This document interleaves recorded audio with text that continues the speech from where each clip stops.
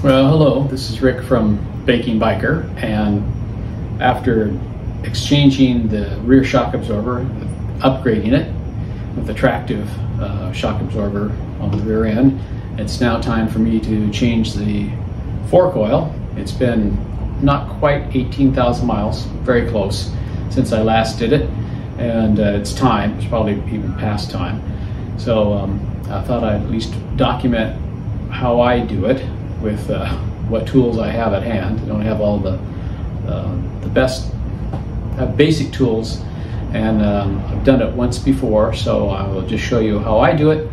And not saying it's necessarily the right or wrong, it's kind of a blend of both the BMW and the Haynes manual ways with what tools I have or have acquired in order to take the forks apart and change the oil. So I'll document that, and then you can maybe use that as guidance if you ever need to do the same thing.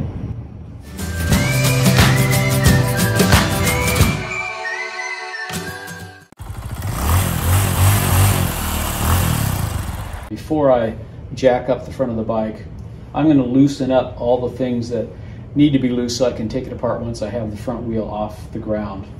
Okay, I'm going to start just by backing off this top bolt, so it's easier to then get some tape on here so I can loosen this up while it's still held in place by the lower of the triple clamps. This is using a T40 Torx here and then a 13mm socket to loosen those the bolts securing the calipers. That's good there. So first loosen the bolts for the calipers on both sides.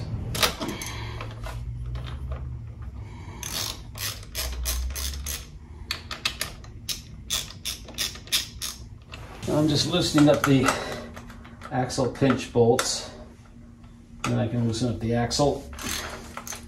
Now on the left side, to loosen up the axle, that's a T60 Torx. I'm not sure what equivalent hex. And then this special tool on the 22mm side,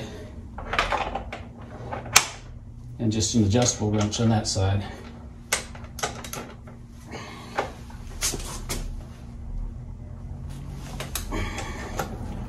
Okay, and that's good enough for right now. Now T25 for these bolts on the front mudguard, front fender.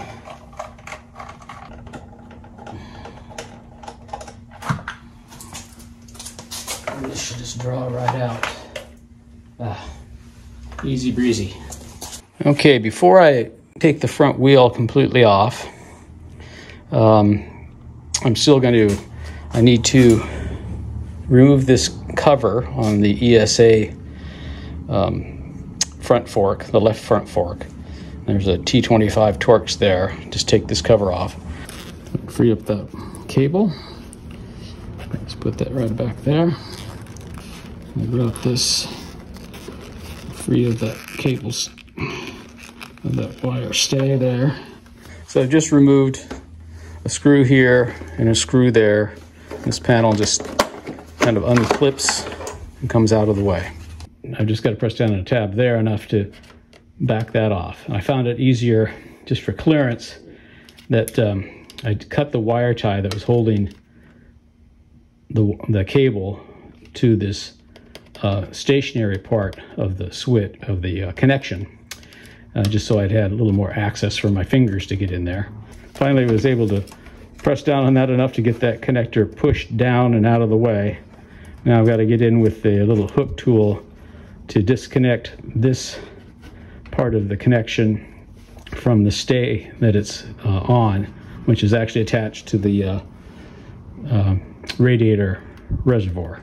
Okay, I got it out. Again, this upper portion, you can see it's got one of those little hooked clips on it that moves, and so it's installed on that bracket that's on the light there. It pushes down like so. So I took this hooked tool and pulled it. I guess actually, yes, I pulled it that way towards the inside of the bike, and then brought it up, and there's just, you slide it off upwards, and there's just enough room to get it out from underneath this frame member. Okay, now it's time to loosen the top caps. You can see I've put some painter's tape on there just so I don't mar up the surface.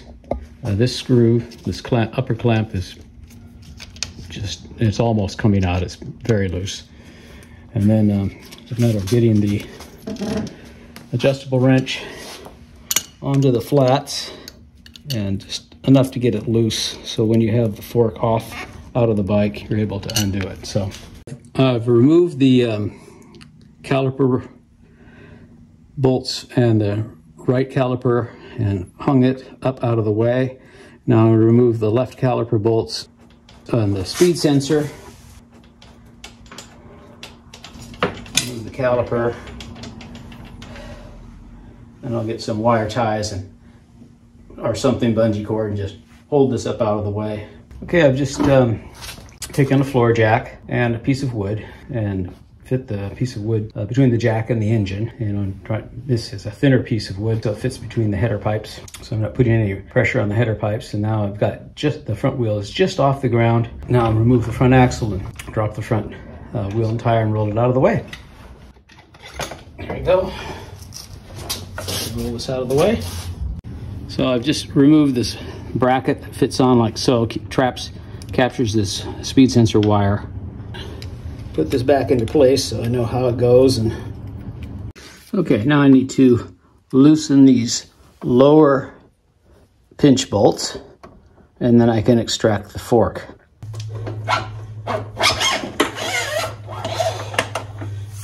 Here it is. Just gotta draw the cable through. There's the left fork out. Now I'll take out the right fork.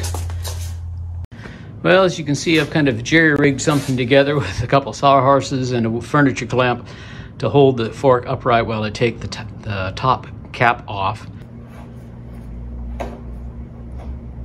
Go.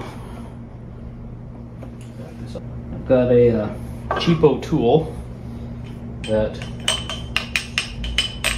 fits down, and then you screw these pins into those holes, and as I press down on this, I'll have my lovely assistant Kathy insert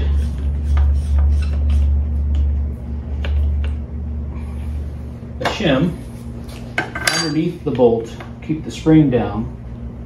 As I press down on this, I'm going to press the spring, and then Kathy's going to pull up on the dampening rod and slip this spacer in underneath the lock nut, so then I can get a wrench on the lock nut to separate the cap from the dampening rod. So here we go.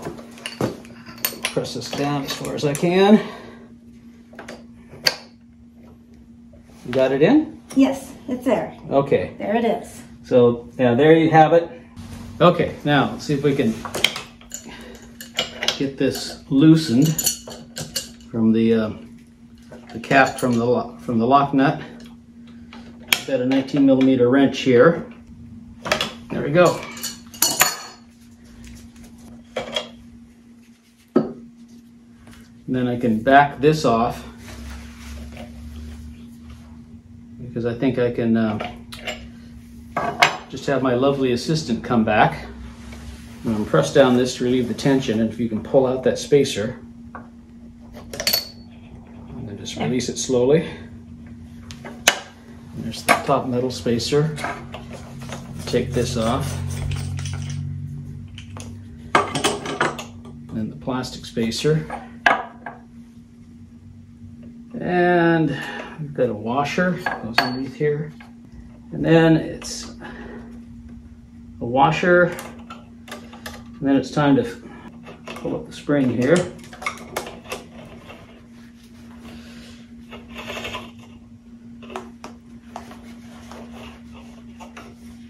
Seems like it has a lot of static electricity in it. So there's the spring. I'll let this set this in here and let it drain a little bit. Because now that the cap is off, the bottom will come right out. But I want to dump out the oil here. I'll let that drain, and then I'll also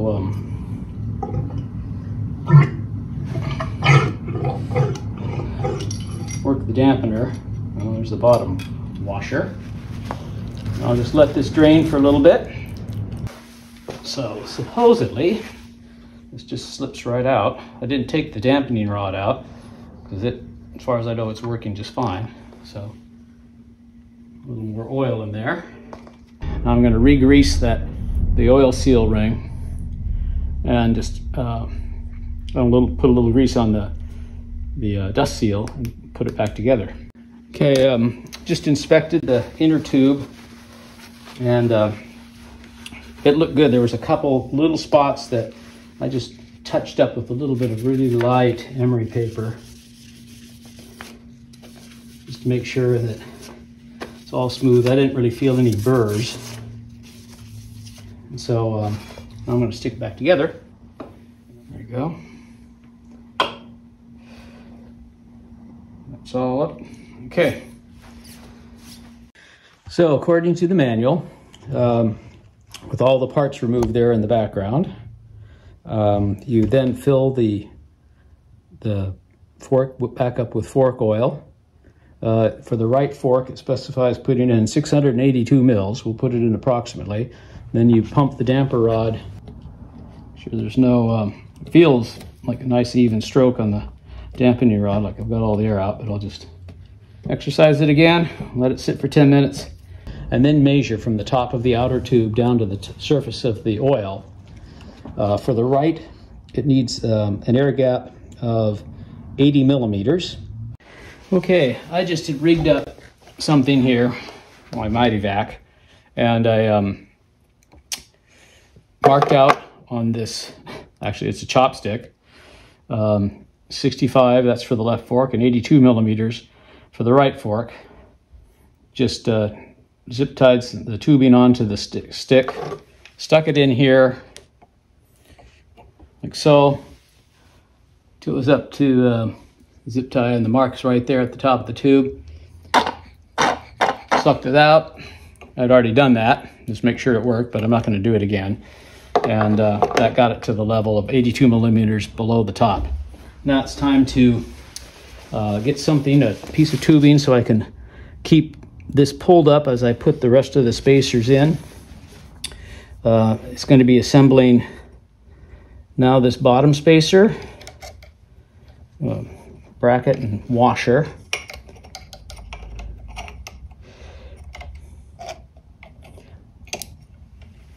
And then the spring, which goes in with the tighter windings at the bottom. And then this top washer and spacer or holder for the plastic spacer to fit into. I've got my lovely assistant here again. I've got a piece of tubing onto the end of the damping rod so she can hold it up, and as I press this down to press the spring, me being able to push it down far enough for you to get that underneath. We're good. Okay. We're good. There it is. Alrighty, now I can take this off, this wrench, and back this down so it's,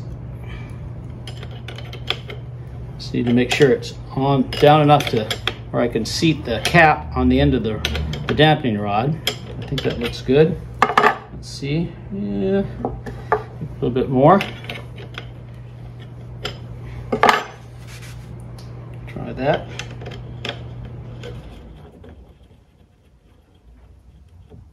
Yep, it's there. Bring that up. Now, BMW talk about specific torques, but I will just snug it up because it's not much to bring this down against the dampening rod, and then put that off a little bit more. Back it off a little bit. Yeah, I'm just turning the rod there. That's plenty tight.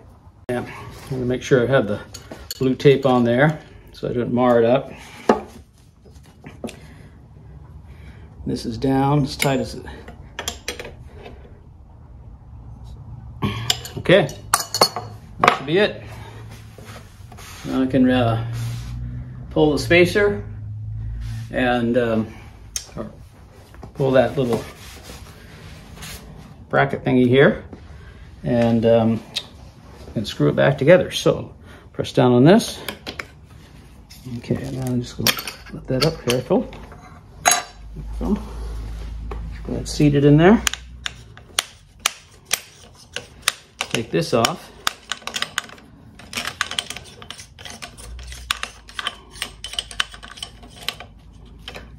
It just fits over. And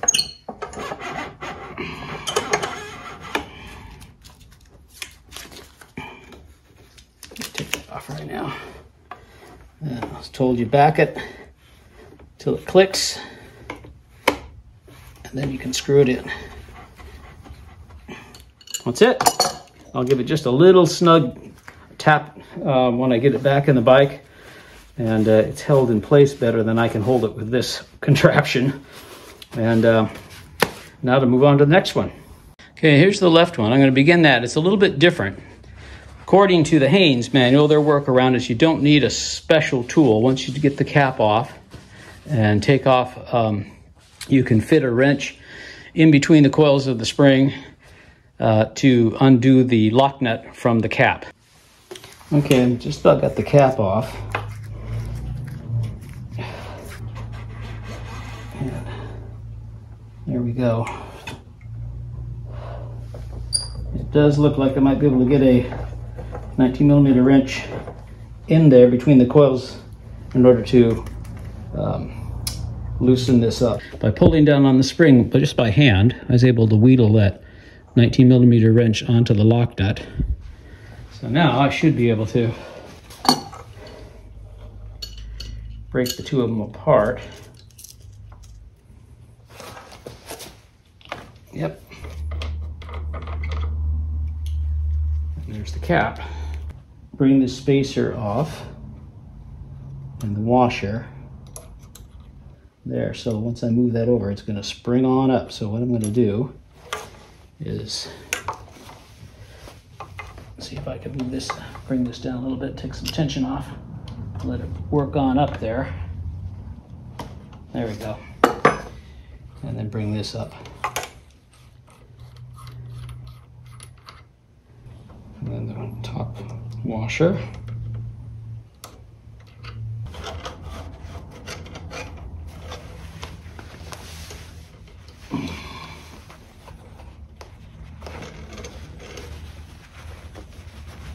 Okay, let's see what we have for what the oil looks like on this side.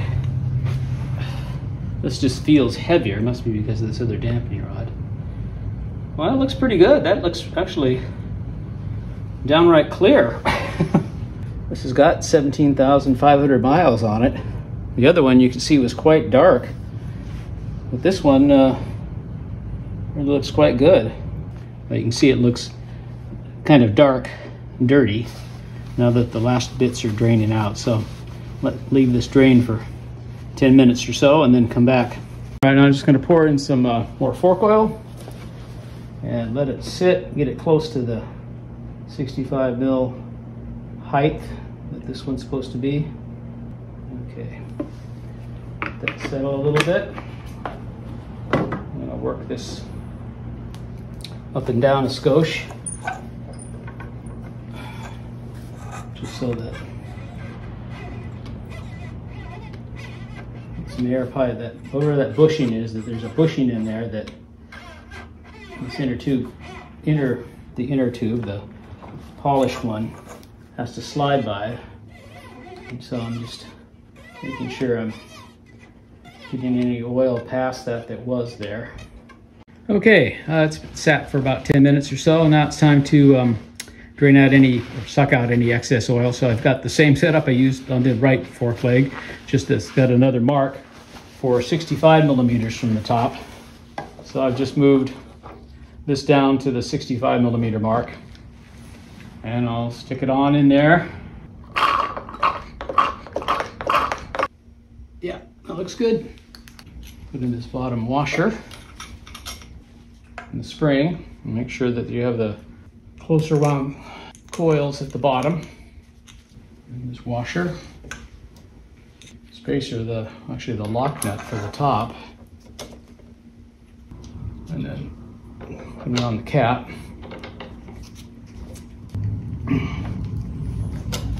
And then it's a matter of bringing this up. Counter held it with this one, and then I applied this one and gave it about 20 Newton meters of lock. Just a little snug, doesn't have to be real hard. Turn this backwards until you hear it click.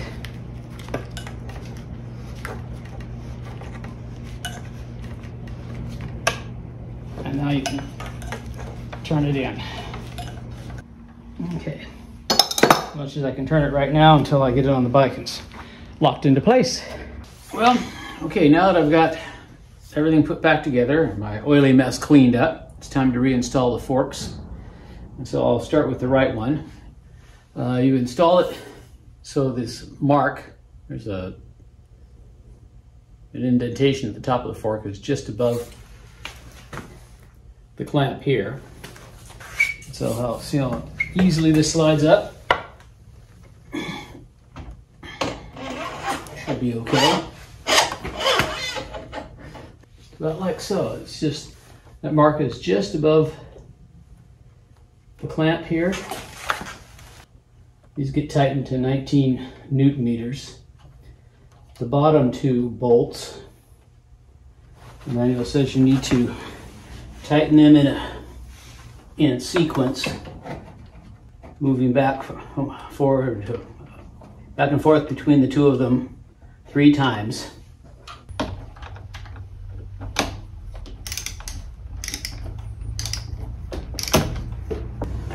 Of course, with the left, it's the same thing, other than you need to, when you're done, this cap, this notch for the cable will need to be facing forward and inward a little bit. And then, of course, going to feed this cable up through the triple tree here. So it's just exposed. Make sure we're pointing in the right direction. Just a little bit here. So I'll do the same thing. Tighten these up. And I won't bother showing you tightening the bottom ones, but I'll do that, and then I'll move on to snug that up to about 20 Newton meters, just make sure that's on snug. No, it's definitely on plenty tight, so it's all good. Just taken the cable from the top of the left fork, and there's this wire keeper. I've just pushed it past the open end, which is where my finger is. So it's kept in there, and then I'll route it inside the fork, between the fork and the steering stem. And then you can see where I need to bring it up and clip this onto there. It's hard to see from this angle, but the perpendicular end of that bracket, the catch for the switch, or not the switch, but the connector, you can see the tapered end, or the slanted end, is towards the top, where you have not much room between it and a frame member, right there. And the perpendicular end is pointing towards the bottom. So it needs to slide in from the top towards the bottom to be installed correctly. So it's really tight to get the cable bent so it'll slide on there correctly, and then I can just plug in that connection right there. I was able to slide one part of this connector, this part, the top part, I guess, the upper part, onto the bracket and secure it, and then snap in the other part of the connector from below. Gasket material, essentially this stopper fits into the channel here, and then there's a very small little groove inside here, a plastic groove that you're supposed to engage into the top of this. Then there's a rubber gasket that fits in behind this to help seal this off from water. So I'm just trying to make sure I've got this lined up correctly. have it all installed here. It feels okay. I didn't really mess with anything. I'm just going to install the screw. I think that just gets tightened down to like 3 Newton meters, so just snug. I'll do that and we'll move on to the rest. Well, before I install the front wheel, I need to reinstall the speed sensor wire, capture it into this clamp. So I have just hand tightened, not very tight, the axle. Now the Haynes manual says to just tighten the axle down, hand tight, just finger tight really. Then to install the calipers and then take it off the center stand, compress the suspension a few times to align everything, then do the final tightening of this, which is like 50 Newton meters. And then you do back and forth, tightening these up to 19 Newton meters, if I remember correctly. I'll double check that. And then it's just a matter of putting the mudguard back on and securing the speed sensor in place. Okay, that all looks good. All this looks nice and tidy. Yep. And the top part's good. I'll bring you up here. I just need to reinstall this inner panel that goes in here, and that'll finish it. And then of course take it out for a ride. But looks like everything should be good. So that's all for now.